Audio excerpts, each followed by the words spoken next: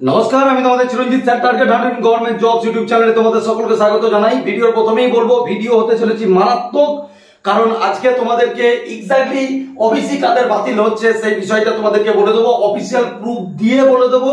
এবং ইউটিউবে যে যেমন পারছে একটা টপিক হয়ে গেছে ভিডিও বানাচ্ছে, ঠিক আছে?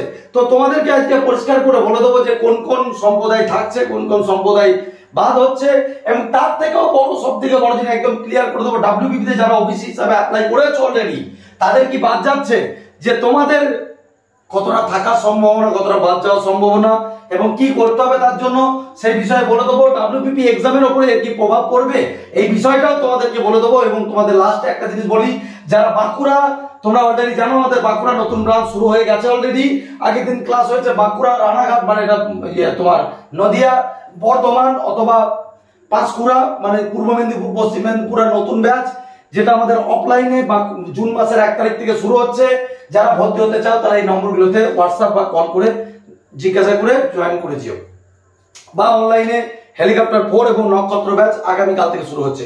তো চলো তোমাদের পরিষ্কার করে বলে দিচ্ছি ওবিসি কাদের কাদের বাতিল হচ্ছে এবং কাদের কাদের থাকবে। তার আগে ছোট্ট বিষয়টা একটু তোমাদের ক্লিয়ার করে দিই।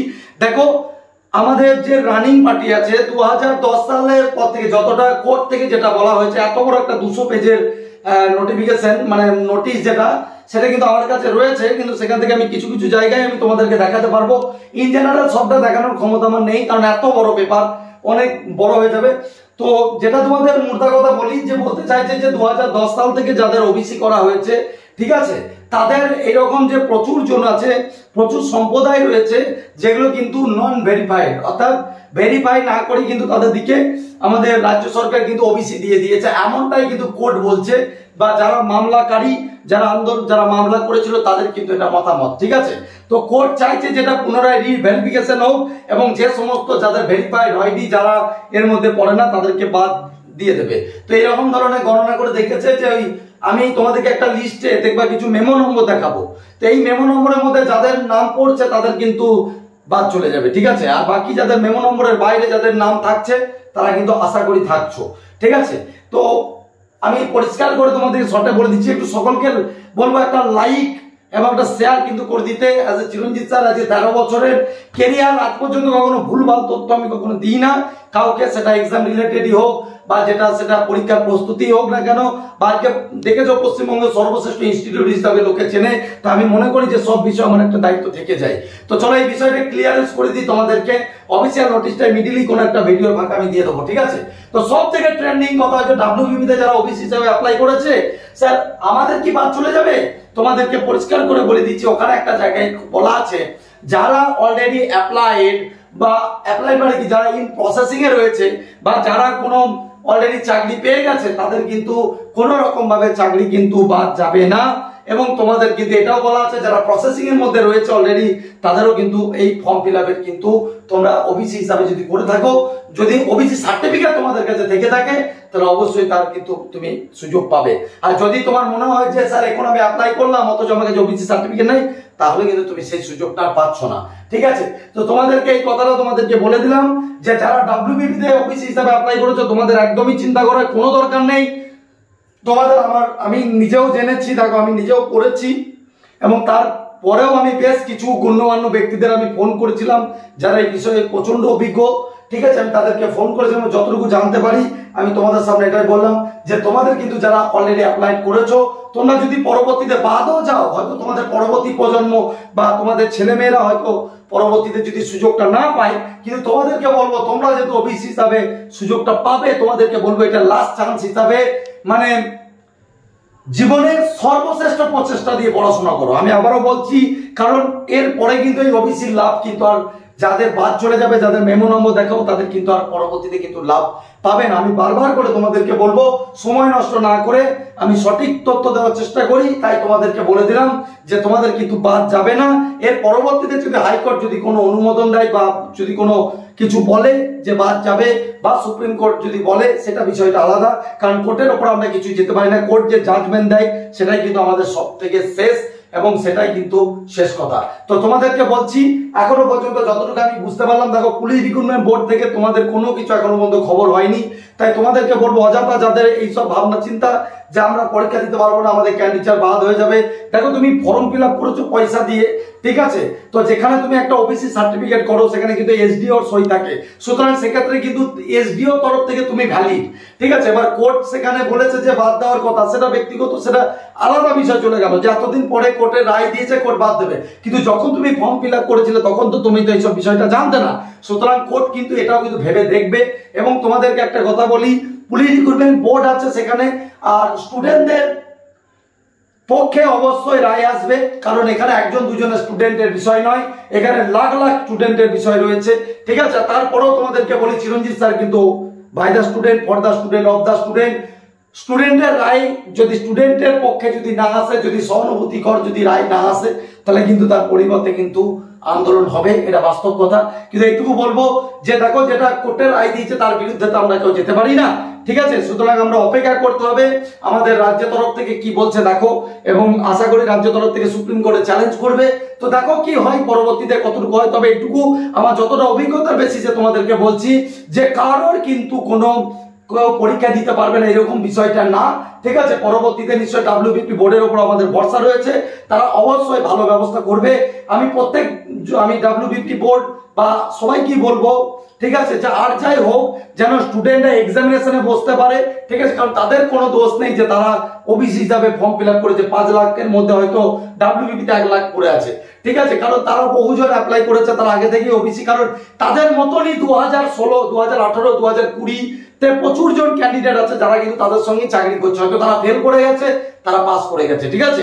তো এইটাই কিন্তু তারা যদি চাকরি করে বেতন পায় তাহলে এদেরও বাদ দেওয়াটা কিন্তু উচিত না। তো আমি এইটুকু অনুরোধ করব, বা অনুরোধ করার থেকেও বড় জিনিস হচ্ছে আশা করছি যেটা ইন প্রসেসিং লেখা আছে, তো কোনো রকম ভাবে তোমাদের যাদের ওবিসি করেছো তোমাদের কিন্তু বাদ কিন্তু ওয়েস্ট বেঙ্গল পুলিশের ক্ষেত্রে যাবে না, এমনটাই আশা করছি। তারপরেও যদি কোনো কিছু নেগেটিভ রেজাল্ট আসে তখন কিন্তু Chiranjit sir by the student, for the student, of the student, তারপরে তো আমরা দেখবো, ঠিক আছে। আগে আমরা দেখি, আমরা অবশ্যই আমরা কোর্টের উপর ভরসা রাখছি, এবং কি বলে দেখো কি বলে একটা 3-4 লাখ 5 লাখ স্টুডেন্টকে ফট করে বাদ দিয়ে দেওয়া, বা এটা কিন্তু ছেলে খেলা জিনিস নয়। তো কাউকে বাদ দেওয়াটা কোর্টের রায় আছে, তাদের অধিকার রয়েছে, ডেফিনেটলি অধিকার রয়েছে, কারোর ক্ষমতা নেই। কিন্তু আমরা তো টিচার, আমরা স্টুডেন্টের পক্ষ দিক থেকে একটা কথাই বলবো, স্টুডেন্ট তো কোনো অন্যায় করেনি না, কারণ সে যখন ফর্ম ফিল আপ করেছে আজ থেকে 5 মাস আগে, বা 2018তেও ফর্ম ফিল আপ করেছিল, 2019এও ফর্ম ফিল আপ করেছিল অ্যাজ এ ওবিসি হিসাবে, কারণ যখন ওপর থেকে, কারণ ওবিসি করতে গেলে আমরা দেখো আমি অ্যাজ এ জনগণ, আমি একজন বেকার ছাত্রছাত্রী হিসাবে তাকে দেখবো যে একজন ওবিসি করতে গেলে তাকে কি করতে হয়, বিডিওর এখানে ইনকাম সার্টিফিকেট নিতে হয়, তারপর বিডিওর এখান থেকে অনেক কিছু লেখালেখি দেখতে হয়, দলিল লেখে, তো বিডিও ভেরিফাইড করে দেয়, একটা ইনকাম সার্টিফিকেট দেয়, দেন এসডি অফিস থেকে কিন্তু সার্টিফিকেট বেরোয়, ঠিক আছে। তো যখন রাজ্য সরকারের কাছ থেকে মান্যতা পেয়েছে তো সেই অনুযায়ী তো ফর্ম ফিল আপ করেছে, তো সেই অনুযায়ী কিন্তু বেঙ্গল পুলিশ তরফ থেকে বাদ দিয়ে দেওয়া বা কোনো স্টুডেন্টকে এটা উচিত না, এটা আপনারা ভেবে দেখবেন, কারণ স্টুডেন্টদের সাথে কিন্তু আমরা রিলেটেড আছি, কারণ স্টুডেন্টরা কান্নাকাটি করলে কিন্তু আমরা চুপচাপ থাকতে পারি না। তো যাই হোক, আর এইটুকু বলতে পারি যেটা কোর্টের রায়ের একটা জায়গায় লেখা আছে পরিষ্কার করে যে ইন প্রসেসিং এ বাদ যাবে না, সুতরাং এইটুকু আশাই রাখতে পারো যে তোমাদের যারা হয়তো পরবর্তীতে তোমাদের প্রজন্ম হয়তো বাদ যেতে পারে, বাট এটাই তোমাদের শেষ চান্স, ঠিক আছে। তো মাথায় রেখো এখন কি করণীয়, দেখো এখন এই মুহূর্তে কিছু করণীয় নয়, এই মুহূর্তে একটু থেমে যাও, দেখো কি হয়, পরবর্তীতে রায়ে কিছু চেঞ্জ হয় কিনা, বা কোনো কিছু যদি হয় আমি জানানোর চেষ্টা করব, বা তোমরা সোশ্যাল মিডিয়া থেকে জেনে যাবে। আমাদের মাননীয় মুখ্যমন্ত্রীও বলেছে যে রাজ্যের সুপ্রিম কোর্টে যাবে, তো দেখা যাক ওনাদের কতদূর কি আসে, তবে ডাব্লিউবিপি এক্সামের উপরে কি আর প্রভাব পড়বে, ঠিক আছে। তো এইগুলো বলার আগে একটুখানি দেখে নাও যে কি বলেছে আর কি অফিসিয়াল ভাবে বলছিলাম সেটা একটু দেখে নাও। এই যে অফিসিয়াল সেই যে বড় 200 পেজের যে নোটিশটা, তো সেই নোটিশটারই আমি এই অংশটা ক্রপ করে নিয়েছি তোমাদের দেখানোর জন্য। দেখো the services of citizen from দেখো 77 classes and 37 classes add in the excise, তোমার দেখো পরিষ্কার করে লেখা আছে section 16 struck down above one already in their service of the state or have already দেখ ভালো করে দেখো, the benefit of reservation or have succeed in any selection process. বুঝতে পারছো, আমি জেনে শুনেই বলছি সিলেকশন প্রসেস। তো তোমাদেরকে পরিষ্কার করে shall not be affected by the reason of the জাজমেন্টের কোনো প্রভাব কিন্তু তাদের ওপরে পড়বে না। তো যদি ওই রকম পড়ে তাহলে তো অনেক কিছু হয়ে যাবে, ঠিক আছে। তো তোমাদেরকে পরিষ্কার করে বলছি তোমরা বেফিকার থাকতে পারো। শুধু এইটুকু বলবো যে চিরঞ্জিত স্যার তোমাদের জন্য এতটা, তোমাদের সবসময় কোনো কিছু টেনশন দূর করার চেষ্টা করি। তো আমি এইটুকু অনুরোধ করব তোমরা পাশে থেকো, একটু সাবস্ক্রাইবারটা একটু বাড়িয়ে যদি 2 লাখ করে দাও খুব ভালো হয়। অনেক দিন ধরেই এই অবস্থায় পড়ে রয়েছে, ঠিক আছে। আর এই যে সেই 42 কাস্ট যেটা দেখো বিলং টু, এখানে দেখো এখানে এই মেমো নম্বরগুলোর মধ্যে কার কার পড়ছে তাদের কিন্তু এফেক্ট পড়বে, ঠিক আছে। দেখো এটা এই কটা একটু ভালো করে দেখে নাও। এখানে এই সেই লিস্টটা যেখানের মধ্যে দেখো এখানে লেখা আছে, দেখো সব কিছু এখানে লেখা আছে। মেমো নম্বরগুলো দেখো এখানে যে 42টা কাস্ট মেড করা হয়েছিল যেটা তোমার শ্রেণী, এই মেমো নম্বরগুলো ভালো করে যাদের সঙ্গে মিল আছে একটু দেখে নাও, তাদের কিন্তু বাদ যাবে, এটা কিন্তু বলে দিলাম, এটা কিন্তু তাদের বাদ চলে যাবে, ঠিক আছে। তো যাই হোক, তোমাদের আশা করি ডাব্লিউবিপিতে কোনো প্রভাব পড়ছে না। ভালো করে পড়াশোনা করো আর এগিয়ে চলো, পরে ভিডিওটা বাকিটা দেখে নাও। তো দেখে নিলে, ঠিক আছে। তো একটা লাইক একটা শেয়ার কিন্তু আজকের ভিডিওতে চাই আমি প্রত্যেকজনকে বলবো, ঠিক আছে। তোমাদেরকে সবসময় চেষ্টা করি সঠিকভাবে গাইড করা। আজকে 13 বছরের কেরিয়ার আমার ডাব্লিউবিপিতে, আজকে সবাই আমাকে পশ্চিমবঙ্গের সর্বশ্রেষ্ঠ ইনস্টিটিউট হিসাবে চেনে, ঠিক আছে। আমি বলছি না, এটা স্টুডেন্টরা বলছে, যে কোনো যারা চাকরি পেয়েছে তাদেরকে জিজ্ঞাসা করো যে চিরঞ্জিত স্যার কে বলে দেবে, ঠিক আছে। আন্দোলন থেকে শুরু করে সমস্ত জায়গায় আমি যেখানে ছাত্রদের সাথে অন্যায় হয় ন্যায্যর পথে সর্বদা লড়েছি, ঠিক আছে। তাই ছাত্রদের পাশে সবসময় আমি আছি, তবে অন্যায়কে অন্যায় হিসাবেই দেখবো, ঠিক আছে। এবং দেখো যেটা আমাদের কোর্ট রায় দেবে সেটা কিন্তু সর্বোচ্চ রায়, তার উপরে কোনো কথা নাই, ঠিক আছে। কিন্তু তাও তোমাদেরকে বলবো, আশা করি যে ডাব্লিউবিপি যারা ওবিসি রয়েছ, যারা ফর্ম ফিল আপ করেছো, তোমাদের কিন্তু বাদ যাবে না, ঠিক আছে।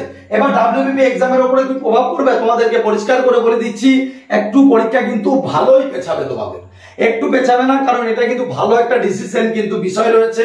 কারণ এটা যতদিন না হাইকোর্ট থেকে বা সুপ্রিম কোর্ট থেকে বা কোনো অ্যাপ্লাই ওপরে করবে কিনা, ঠিক আছে, রাজ্য তরফ থেকে এর মানে হবে, তোমার কি বলে, এটাকে নিয়ে মিটিং বসবে, তো কি ডিসিশন নেবে তারপরে কিন্তু ডাব্লিউবিপির এক্সামিনেশন ঠিক হবে। কারণ এটা ওবিসি যে সত্যি যদি কিছু বাদ যায় বা কোনো জিনিস, সেটা তারা ভাববে।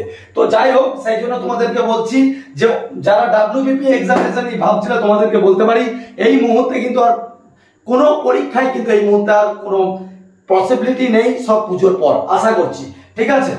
আর তোমাদেরকে বলেই দিলাম করণীয় মানে এটাই যে এই মুহূর্তে কোনো কিছুই দরকার নেই, পরবর্তীতে যখন যারা, তবে হ্যাঁ সেন্ট্রাল লিস্টে যাদের রয়েছে পরবর্তীতে আবারও তারা কিন্তু আশা করি সেফ জোনে রয়েছে। এবং একটা জিনিসই বলতে পারি, যারা এখানে করণীয় কি, পরবর্তীতে আবার অ্যাপ্লাই করতে হবে, অ্যাপ্লাই করতে হবে, তারপর ভেরিফাইড হবে আশা করি।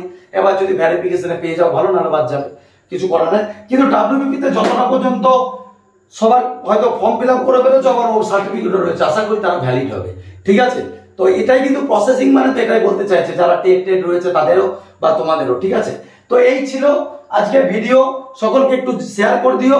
আর যারা মনে করছো স্যার আমরা বাঁকুড়া ব্রাঞ্চে পড়বো, বাঁকুড়া ব্রাঞ্চে প্রথম দিনে শপথ গ্রহণের নিশ্চয় চিরঞ্জিত স্যার নিজে খুদ মা বাবার কসম খেয়ে লেগে পড়েছি, মাথায় গামছা বেঁধে। বর্ধমান, পাঁশকুড়া, বর্ধমান, রানাঘাট যেখানেই পড়তে চাও, অথবা অনলাইন অফলাইন পড়ো, এটুকু বলতে পারি যে তুমি যাতে চাকরি পাও, তোমাকে সেই পথে আমি কিন্তু তোমাকে নিয়ে যাব, চেষ্টা করব যাতে তোমাদের এই গরিব পরিবারে এতটুকু আলো জ্বেলে দিতে পারি, ঠিক আছে, চেষ্টা করব। আর এইটুকুই বলবো যে এই ছিল আজকের ভিডিও, ভালো থেকো, জয় হিন্দ, বন্দে মাতরম, জয় মা কালী।